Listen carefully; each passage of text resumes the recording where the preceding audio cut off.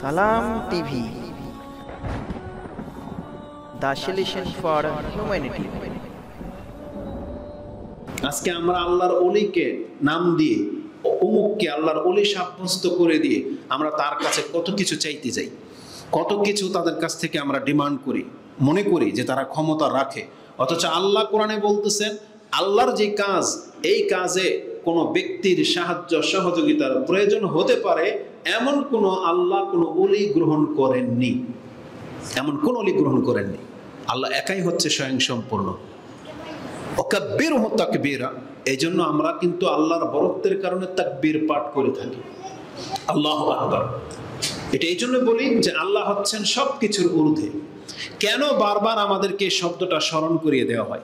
আজানে ও তাকবীর দিয়ে আমাদেরকে ডাকা হয়, আমাদেরকে বলা হয় না যে আল্লাহর কাছে আসো, এটা প্রথমে বলা হয় না। প্রথমে আল্লাহর বরত্বটা আগে স্মরণ করে দেওয়া হয়, আল্লাহু আকবার, আল্লাহু আকবার। কেন? মানে আপনি যেই কাজে ব্যস্ত, যার কাছে আপনি আটকা, মানে অনেকে আছে না বলে মালিক আমাকে কাজ করতে দেয় না, মানে নামাজ পড়তে দেয় না, ব্যস্ততা, খেতে খামারে আছে। যে কোনো অবস্থায় মানুষকে সালাত পড়তে বাধা হতে পারে, তাদের সবকে ভুলিয়ে দিয়ে আল্লাহ একটা শব্দ আমাদেরকে স্মরণ করিয়ে দেন, কি? আল্লাহু আকবার। আল্লাহ হচ্ছেন সবার বড়। মা বোনরা, ঘরে স্ত্রীরা, তারা স্বামীদেরকে সন্তুষ্ট করার জন্য, ঘরের সদস্যদেরকে সন্তুষ্ট করার জন্য রাত দিন মেহনত করেই যাচ্ছে, পাক শাক নিয়ে ব্যস্ত, কার কি প্রয়োজন সেটা নিয়ে এসে ব্যস্ত।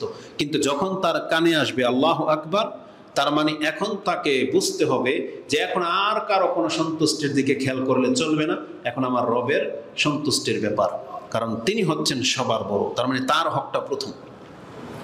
ফজরের সালাতে তার আগে আপনি জুনুবি অবস্থায় আছেন, ফরজ গোসল, স্বামীকে সন্তুষ্ট করেছেন, ওকে, স্ত্রী সন্তুষ্ট হয়ে গেছে, কিন্তু ফজরের আজান যেমন হবে আল্লাহু আকবার, এখন তোমার রবের হক, এখন আর কারো হক চলবে না।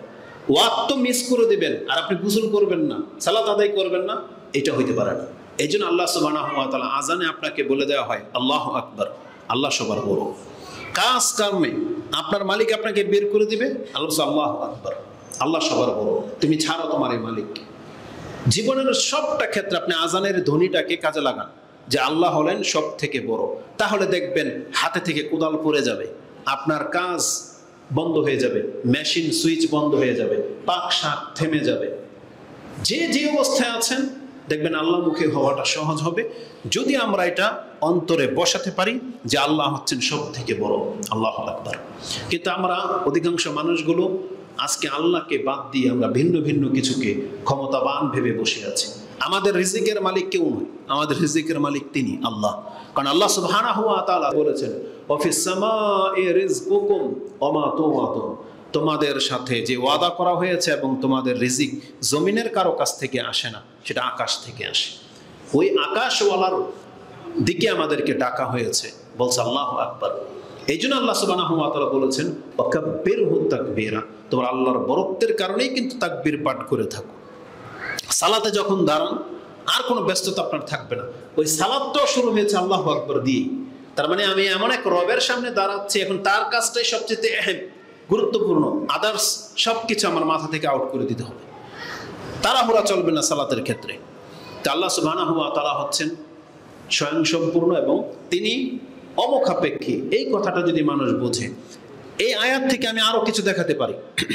আল্লাহ সুবহানাহু ওয়া তাআলা যে বলেছেন, ওয়ালাম ইয়াকুল লাহু ওয়ালিয়্যুম মিনাজ যুল, আল্লাহ এমন কোনো বন্ধু গ্রহণ করেননি যে কিনা তার কাজে কোনো সাপোর্ট করতে পারে। এটার মানে কি জানেন? এই ক্যামেরাটা দাঁড়িয়ে আছে স্ট্যান্ডের উপরে, আমি দাঁড়িয়ে আছি মিম্বরের উপরে বা আমার পায়ের দ্বারা। ওয়ালিয়্যুম মিনাজ যুল হলো এমন সাহায্য, সাপোর্ট, যেমন ধরেন আপনি দেয়ালে উঠবেন কাজ করার জন্য, রং করা ব্যক্তিদেরকে দেখেন নাই, ওই রাস্তার মধ্যে ব্যানার বাঁধে, রাস্তার মধ্যে তার লাগায়, দেখবেন যে এক বন্ধু পেছন দিক থেকে ঠেকা দিয়ে ধরে রাখছে, দেখেন এরকম দৃশ্য। তার মানে একজন উপর একজন হাত দিয়ে ধরে রেখেছে। আল্লাহ বলতেছেন আল্লাহর কোনো কাজে এই রকমের কোনো ব্যক্তি আল্লাহকে একটু সাপোর্ট করবে, ধরবে, আল্লাহ বলছেন এমন কোনো কিছুর প্রয়োজন আমার হয় না। মানে আল্লাহ সুবহানাহু ওয়া তাআলার কোনো কাজ আল্লাহ এমন নয় যে আটকে যান, এর জন্য কাউকে না কাউকে ধাক্কা দেওয়ার প্রয়োজন হবে। যেমন ওই যে পীরদের বক্তব্যের মধ্যে দেখেন না, জাহাজ আটকে যায়, পীর গিয়ে ধাক্কা দিয়ে পার করে দেয়। আল্লাহ সুবহানাহু ওয়া তাআলার কোনো কাজে আটকে যায় না যে কোনো ওলি গিয়ে ধাক্কা দিতে হবে, এমনটা হয় না। এই আয়াত স্মরণ থাকলে ওই বাতিলপন্থীদের একটা স্লোগান আপনি খণ্ডন করতে পারবেন। যদিও আমি জানি আমাদের সমাজে এই কথার প্রচলন নাই, কিন্তু যদি আপনার কান কোনোদিন শুনে থাকে তাহলে আপনি বুঝতে পারবেন এটা কত বড় জঘন্য কথা। যদিও আমাদের দেশে প্রচলন নাই, ইন্ডিয়াতে আছে এটা। আব্দুল কাদের জিলানী রাহিমাহুল্লাহকে দাস্তেগীর কেন বলা হয়, এটার ঘটনা কি কেউ জানেন? যে আব্দুল কাদের জিলানীর নাম দাস্তেগীর, বলেন না? আব্দুল কাদের জিলানী দাস্তেগীর। দাস্তেগীর মানে কি? আমি ফার্সি অতটা বুঝি না, তবে যতটা জানি যে গির মানে হচ্ছে গ্রেফতার, মানে ধরা, গ্রিপ যেটাকে বলে গির। দাস্ত মানে হচ্ছে হাত, এই জন্য রুমালকে দাস্তানা বলে, তাই না? তাহলে দাস্ত মানে হচ্ছে হাত, আর গির মানে হচ্ছে ধরা, গ্রেফতার, যেটা পাকড়াও করা, যেটা ক্যাচ। তো আব্দুল কাদের নাম দাস্তেগীর কেন? তিনি কার হাত ধরেছিলেন? তারা একটা ঘটনা সাজাইছে, এত জঘন্য ঘটনা, লা হাওলা ওয়ালা কুওয়াতা ইল্লা বিল্লাহ, যে আব্দুল কাদের জিলানী আর আল্লাহ সুবহানাহু ওয়া তাআলা পাশাপাশি হাঁটতেছিল, বুঝেন? হঠাৎ করে আল্লাহর পা স্লিপ করে, কি মনে করেন? আর আল্লাহ যে স্লিপ করলে মানুষ কি হয়, পড়ে যেতে থাকে না? তখন আব্দুল কাদের জিলানী আল্লাহর হাত ধরে নিলেন।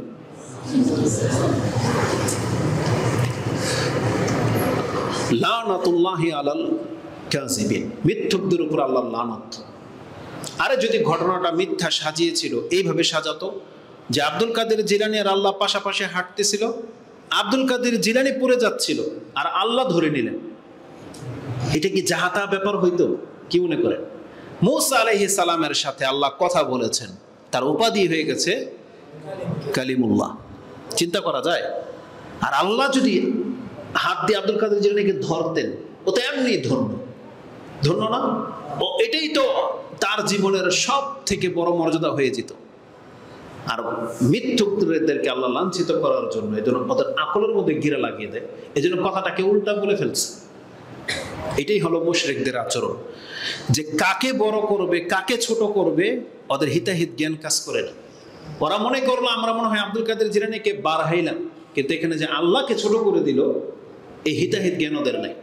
তেমনি রাসূলুল্লাহ সাল্লাল্লাহু আলাইহি ওয়াসাল্লামের মর্যাদা নিয়ে কথা বলতে বলতে এরা রাসূলকে এমন জায়গায় উঠায়, তারা খেয়ালই করে না যে সেখানে আমি আল্লাহকে ছোট করে দিলাম, খেয়ালই করে না। আব্দুল কাদের জিলানী সম্পর্কে আরেকটা কথা বলে যে আব্দুল কাদের জিলানীর জিলানী, যার নামের গুণে আগুন হয়ে যায় পানি। শুনেছেন এই কথা? দেখবেন আইসক্রিম বেচবে, ওই ডিব্বা পেটি দিয়ে ওই একটা গান বাজিয়ে রেখেছে যে আব্দুল কাদের জিলানীর নামের গুণে আগুন হয়ে যায় পানি। কি মনে করেন এখানে কাকে ছোট করা হয়েছে? আল্লাহকে ছোট করা হয়েছে। তারপর আব্দুল কাদের জিলানী সম্পর্কে বলা হয় যার নাম বিনা ওযুতে নেওয়া যায় না, নিলে কি হয়? পশম পড়ে যায়। কোন পশম পড়ে এটার বলে না, কোন পশম যে পড়ে ওটার বলে না। তো যাই হোক, ভালোই হইতো যদি যেগুলো ফেলে দেওয়ার ওগুলো যদি পড়ে যাইতো তাহলে ভালোই হইতো। তা আল্লাহ হেফাজত করে আমাদেরকে। কত জঘন্য হলে মানুষের আকীদা এমন হতে পারে, কত জঘন্য হলে, কি মনে করে? তো বলেন তো দেখি এখানে কাকে ছোট করা হয়েছে? আল্লাহকে ছোট করা হয়েছে। আল্লাহ সুবহানাহু ওয়া তাআলা তার নামগুলো এমন, ইমাম বুখারী তো হাদিস এনেছেন মান আহসাহা দাখালাল জান্নাহ। আল্লাহর নামগুলো এত বরকতপূর্ণ, যদি কোনো ব্যক্তি কোনো মুখস্থ করে নিতে পারে আল্লাহ এর বরকত তাকে জান্নাত দিয়ে দিবেন। আল্লাহর নাম আসমাউল হুসনা, আল্লাহর প্রত্যেকটা নাম সুউচ্চ সুমর্যাদাপূর্ণ। সেই নাম আমরা কি পাক আর না পাক সর্বাবস্থায় নিচ্ছি। আর আব্দুল কাদের মানে কাদেরের গোলাম, কাদেরের নাম আপনি বিনা ওযুতে নিতে পারতেছেন, তার গোলামের নাম আপনি নিতে পারবেন না? এটা কত বড় জঘন্য কথা। আল্লাহকে ছোট করা হয়েছে। তো এই জন্য জেনে নেন রাসূলকেও ছোট করা হয়েছে এখানে, কারণ রাসূল সাল্লাল্লাহু আলাইহি ওয়াসাল্লামের নাম মতো আমরা যখন তখন নিই। আপনার কোনো পাক পবিত্রতা আছে? যখন তখন নিচ্ছেন। বরং আমরা তো প্রমাণ করতে পারবো যে আপনি আল্লাহর নাম নিচ্ছেন নাপাক অবস্থায়। আপনি যখন বাথরুম থেকে বের হন, আল্লাহকে দোয়া করেন, আপনি কি বলেন? গুফরানাক, তোমার কাছে ক্ষমা চাচ্ছি। তাহলে নাপাক হওয়ার পরেই আপনি আল্লাহর নাম নিচ্ছেন, গুফরানাক।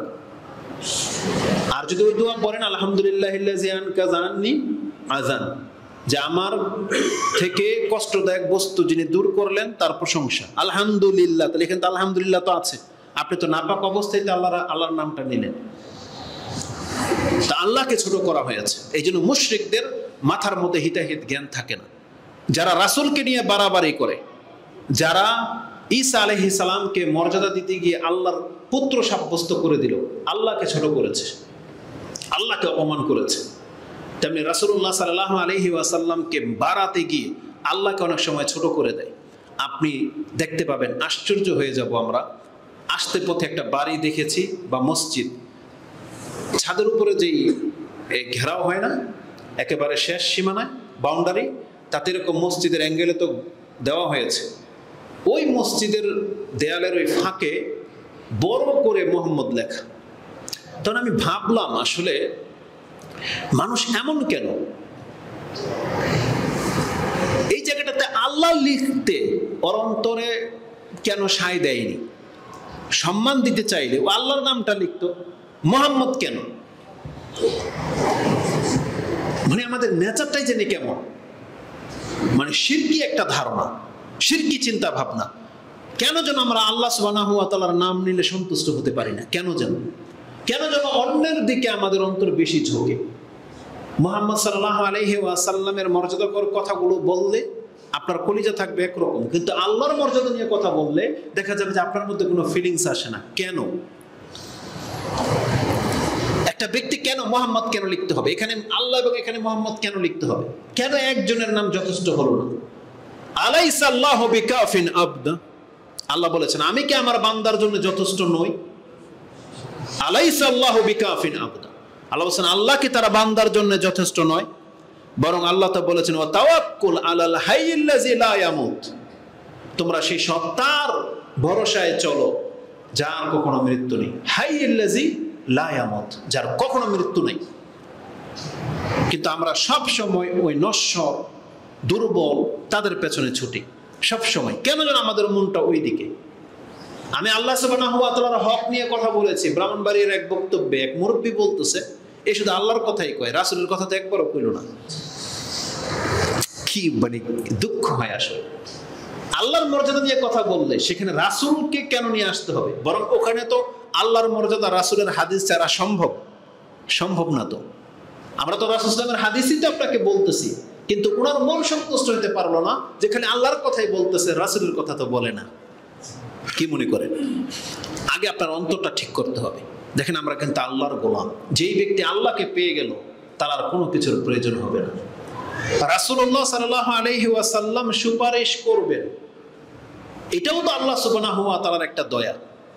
আল্লাহ যদি আমাদেরকে ক্ষমা করার জন্য এই অপশনালটা না রাখতেন, তা রাসূলের ক্ষমতা ছিল আমাদেরকে ক্ষমা করার ক্ষমতা ছিল না।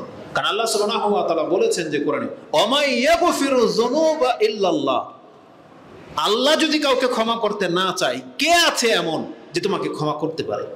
ওমাই ইয়াগফিরু যুনুব ইল্লাল্লাহ, আল্লাহ বলেছেন কে আছেন, নিয়ে আসো। তোমার পাপকে ক্ষমা করতে পারে আমি যদি না করি, কে আছে নিয়ে আসো। রাসূল কাউকে ক্ষমা করতে পারে না। রাসূল শুধু আল্লাহ সুবহানাহু ওয়া তাআলার কাছে সুপারিশ করতে পারে, বলতে পারে যে আল্লাহকে ক্ষমা করে দেন।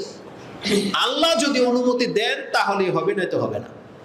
আর রাসূল যে ক্ষমা করতে পারে না, এটা তার এখতিয়ারে যে নাই, তার বাস্তব প্রমাণ হচ্ছে তার মাতা, বাস্তব প্রমাণ হচ্ছে তার দাদা, তার চাচা। এগুলো হচ্ছে বাস্তব উদাহরণ। যদি আল্লাহ সুবহানাহু ওয়া তাআলা ছাড়া রাসূল কাউকে ক্ষমা করতে পারতেন, অবশ্যই তিনি তার চাচাকে ক্ষমা করে দিতেন।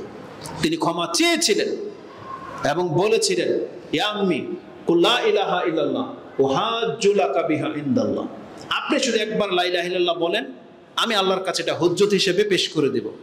আল্লাহ কি বলেছেন? ইন্নাকা লা তাহদি মান আহবাবতা ওয়ালাকিন্নাল্লাহা ইয়াহদি মান ইয়াশা, আপনি যাকে চান তাকে হেদায়েত করতে আপনি পারেন না। এই হেদায়েত করাটাই হচ্ছে ক্ষমা করা। তার মানে রাসূল হেদায়েত করার ক্ষমতা রাখে না। ডিম মানে আপনি যে কি পড়েন, কি যে শিখলেন কোরআন থেকে, কিন্তু আপনার বিবেক আপনাকে কোন দিকে নিয়ে যায় আপনি বলতে পারেন না। আপনি নিজেই বলতেছেন মালিক ইয়াউমিদ্দিন, বিচার দিবসের মালিক কে? আল্লাহ। তাহলে বিচার দিবসের মালিক যদি আল্লাহ হয়, তাহলে আপনার অন্তর অন্যের দিকে কেন ঝোঁকে? আরে যেই ব্যক্তির সাথে মালিকের সম্পর্ক, সে কোনোদিন ম্যানেজারকে ধরবে? ম্যানেজারকে তো ধরবে না। আল্লাহ সুবহানাহু ওয়া তাআলাকে, আল্লাহ সুবহানাহু ওয়া তাআলা যদি নিজের ইচ্ছায় কাউকে ক্ষমা করে দেয়, তাহলে তার কি রাসূলের শাফাতের প্রয়োজন আছে? প্রয়োজন তো নাই। রাসূল সাল্লাল্লাহু আলাইহি ওয়াসাল্লামের শাফাত তো তাদের জন্য যারা ধরা খেয়ে যাবে, যারা পাপে আটকে যাবে। কিন্তু আপনি কেন নিজেকে আগে থেকে আটকাতে চাচ্ছেন যে আল্লাহ আমাকে জাহান্নামে ফেলুক আর রাসূল আমাকে সুপারিশ করে উঠাক? কেন চাচ্ছেন? আল্লাহ তো বলেছেন তোমার যেন কারো সুপারিশই না লাগে, বিনা হিসেবে যেন তুমি জান্নাতে যেতে চাও, যেতে পারো, সেই কাজটা করো, তাহলে তো কারো সাপোর্টের আর প্রয়োজন পড়লো না। কিন্তু সব সময় অন্তর থাকে অন্যের দিকে। কেন এমনটা হবে আমাদের? আল্লাহ বলেছেন তোমাদের সাথে তোমাদের রবের সম্পর্ক আছে, সেই সম্পর্কটাকে গাঢ় করো। মালিক নিজেই যখন বলতেছে যে আমাকে ডাকো, আমি তোমাদের ডাকে সাড়া দেব, তখন আপনি ভায়া হয়ে অন্য কাউকে তলব করবেন? সূরা গাফির 40 নম্বর সূরা 60 নম্বর আয়াতে আল্লাহ সুবহানাহু ওয়া তাআলা কি বলেছেন? ওয়াকালা রাব্বুকুম উদউনি আস্তাজিব লাকুম, তোমাদের রব বলতেছেন আমাকে ডাকো, আমি তোমাদের ডাকে সাড়া দেব। তখন মালিক নিজে যখন আমাদেরকে অপশন দিয়েছে যে রিং করো আমাকে, তার মানে কি আপনি কি তাহলে ওই অ্যাসিস্ট্যান্টকে ফোন দিবেন যে একটু মালিকের সাথে কথা বলাই দেন? কেউ করে এটা আজ পর্যন্ত? আরে সাধারণত একজন বিজ্ঞ শেখকে যদি কেউ ফোন দেয়, তখন শেখ হয়তো বিজি থাকে, তখন ভায়া লাগে, আমরা অ্যাসিস্ট্যান্টকে ফোন দেই, তারপরে তার মাধ্যমে কথা বলি। কিন্তু যার সাথে স্বয়ং শেখের খুব গাঢ় সম্পর্ক আছে, যার ফোন দেখলেই শেখ রিসিভ করে, এই ধরনের ব্যক্তি কোনোদিন তার অ্যাসিস্ট্যান্টকে ফোন দিবে? তো কেমন কথা? যখন আল্লাহ নিজেই আপনাকে পাওয়ার দিয়ে দিয়েছে, বান্দা তুমি সরাসরি আমাকে ডাকো, আপনি কেন ভায়া ধরতে চান? কেন? কারণ আল্লাহ বলেছেন প্রত্যেকটা বান্দার সাথে আল্লাহর গাঢ় সম্পর্ক আছে। রাসূল তো এই মেসেজটা নিয়ে আসছিলেন যে তোমরা আল্লাহর বান্দা হও, আল্লাহর বান্দা হও। মানুষ কেন মানুষের গোলামি করতে চায়? তো শিরক অত্যন্ত ব্যাপক এবং জটিল একটা রোগ। যে রোগ যদি কোনো মুসলিমের মধ্যে পাওয়া যায়, এই ব্যক্তি কাফের সমতুল্য।